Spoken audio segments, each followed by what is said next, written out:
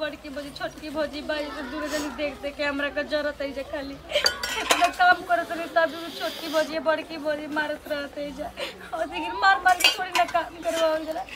हमार तो माई मर गई भगवान हमरा माई के दुकान उठैला तो काम रहा हमरो को साथ ही उठा ले तो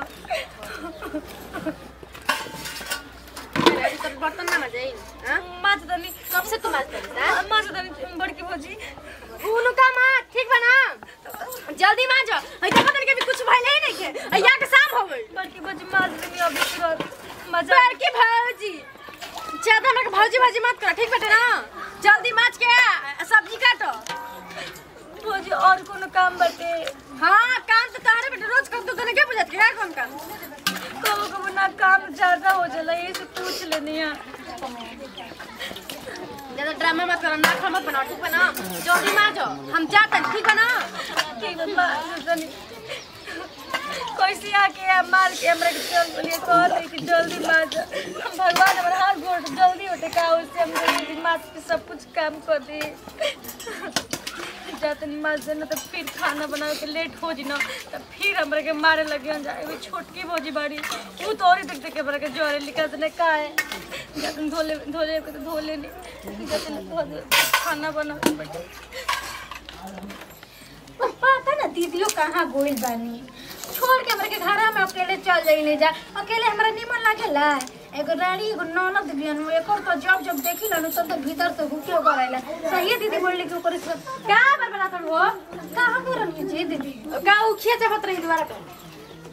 मतलब उख जब बाहर चले तरी ना बाहरी बारी द्वारा पर रही काबे के देले बड़ ओकरा के बर्तन में देखो तन काबे से बर्तन में घर खाना ना बने वाली हां ओकर सब बर्तन ना बजाइल हां भौजी बर्तन माज देनी हां आगुली बाहर तेने बर्तन ना बाप रे बाप बुझा कि बर्तन है और है ना बड़ी अभी तक बर्तन रे बजत रहा जीराऊ रे हां ना छोटकी भौजी माज के लिया दे जातन और माज के लिया देनी हां हमने तो बर्तन के करके हमनी के कमा दव सर तो सब खाना पानी मतलब खात पोयत है हमनी के कहल कि बर्तन हमनी के कहल हां छोड़ो तना मत मारो ठीक बाटे न एकरा के कहो खाना बना चल के आए पूरा खाना दाना तोर बना बुझा कि चल के खाए थी करे जाए तो रह जैसे छोटकी भौजी हम तो जाते नहीं जुड़ावो खियावो जल्दी बना जा खाना करे बनाओ खाना जल्दी ठीक बेटे बड़की भौजी अब ले जाइबो तो करबे डरा बा बताओ एंगा लोग न है रोहन चलते देख के तो पेटे भरा रहत बटुए हमार तो ऐसे ले रह के बटुए हम तो मोबाइल चलाइला ना तो घर में ऐसे रह हम करो सने कने के करे के बाटे तो चावल तो बनत आज आटा खत्म हो गइल बाटे आई चलो जाए तो कोनो बात नहीं कि आज तो हम भात बैठा तो हमने सब्जी खाली बना के बटे ठीक हूं भूख लेट का खाना ना बनल कि ना भूख लागल जोर से अरे चले तो बोले तो सामान मार करते के मन से सब मोड़ दे कि मर जाओ भाई ना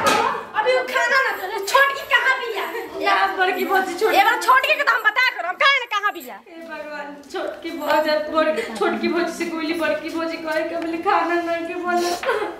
हे भगवान जल्दी हो जाए जातन बैठा तो दिले बनी जातन तले हमको करे सब्जी दे दिले बनी जातन सब्जी है धो के फिर बैठा है पी के हवेला हमरो भतार खेलना देखा ना दीदी लोग कैसे रोका ना काहे कहां भी छोटा अरे बाबा तेलक मार तारू तारा लग तो केहू हाल ही नहीं उठा ना तनी केतना बेलक मार लो ठीक बाटे ना एगो हो ना पिए ना खाना नहीं खे बनाता आ तू बार तो बैठले रह तारू अरे बाबा ना पानी उतरा के ना देखत के कौन फैशन में चलत भई का हमार फैशन है हमार मस्त है लनो कि जैसे ओइसे तहरे को ना मार दुनिया ऊपर में बाड़ बड़की भौजी छोटकी भौजी कहे करतो से झगड़ा आइले झगड़ा कोइली बीच में एगो महारानी जब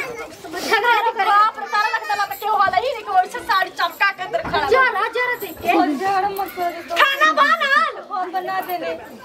बनाते रे बाड़ी मतलब गौरव काहे अरे बाप कितना से बढ़िया बना तड़ू तू देख ली सरिया छोड़ दन तो खुल हां सड़िए बड़ा नीमन से कसले ना देख ली नेट वाला पेन के चलता नहीं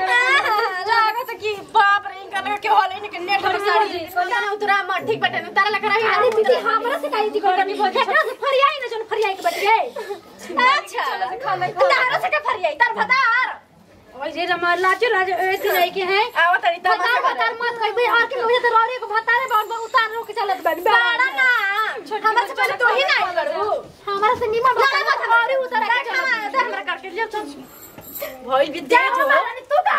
बारे में हां करवा देलु न पूरा